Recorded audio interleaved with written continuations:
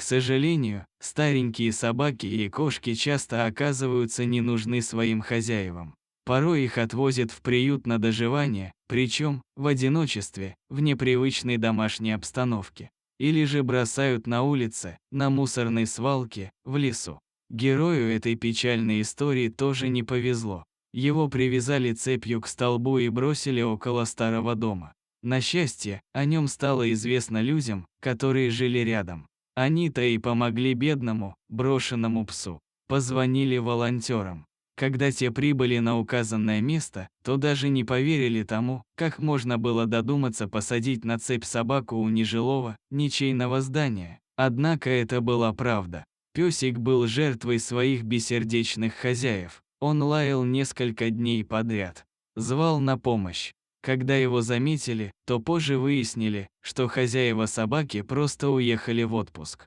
Не одни, а с другим своим псом. А про этого питомца забыли. Так он и сидел без пищи и воды. Не мог даже убежать отсюда. Но его лай, в конце концов, услышали неравнодушные люди. Когда волонтеры прибежали во двор, который весь был завален хламом, чтобы помочь голодному существу, он был хмурый, пытался огрызаться. Псу начали бросать кусочки еды. Он ел с жадностью и ждал очередной порции.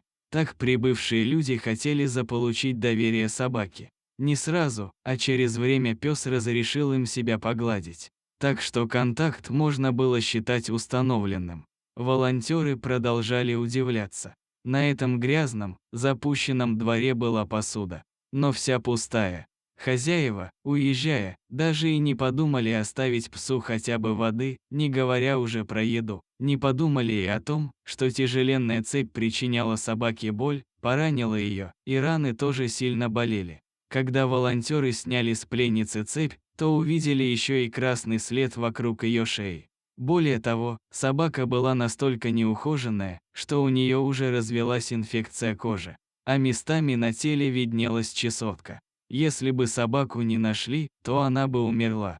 Но ее нашли и вовремя. Отправили к ветеринарному специалисту. Тот принялся за лечение. И уже через 10 дней собака стала чувствовать себя намного лучше, успокоилась.